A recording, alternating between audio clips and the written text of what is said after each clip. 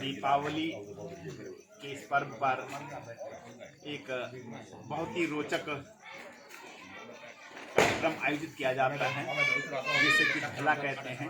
तो इसके लिए सबसे पहले चतुर्दशी और अमावस्या दोनों दिन दोपहर में युवा वर्ग गाँव जाते हैं और चीड़ की राल लगी लकड़ी इस तरीके से जो कि आसानी से जुड़ती हो उसको लाया जाता है और फिर इस यंत्र के द्वारा जिससे कि गढ़वाली भाषा में बालू कहा जाता है, इससे इस लकड़ी को काट करके इस तरीके से बारीक किया जाता है और इसकी इस तरीके से लंबी लंबी छत्तियाँ बनाई जाती हैं। और जब काफ़ी छत्तियाँ इकट्ठा हो जाती हैं तो उनको इस तरह से गट्ठर बनाया जाता है। इसमें बनाते समय ध्यान रखना होता है हमको, जो इसका नुकीला सिरा है वो एक तरफ और जो मोटा सिरा है दूसरी तरफ इसको रखना होता है। और इस लकड़ी को इसी ढंग से काटा भी जाता है कि इसका एक सिरा मोटा और एक सिरा नुकीला हो।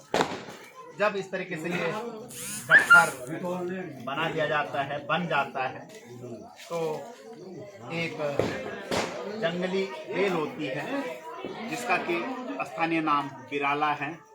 इस बेल को ला करके इसी हथियार की सहायता से बारीक कोट करके बारीक किया जाता है ताकि ये मुलायम बने और आसानी से इसको बांधने की रस्सी के रूप में प्रयोग किया जाए। इस तरीके से इसको कोट करके बारीक कर दिया जाता है और इस गट्ठर को इस ढंग से इस रस्सी के द्वारा बांध दिया जाता है बड़ी मजबूती के साथ में। यहाँ पर ध्यान देने योग्य बात ये होती है, अच्छी मजबूती देने के लिए इस गट्ठर के बीच में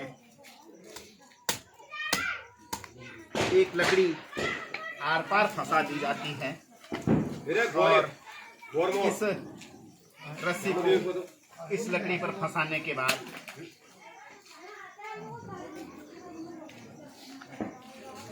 इसको इस ढंग से बांध करके गट्ठर बना दिया जाता है।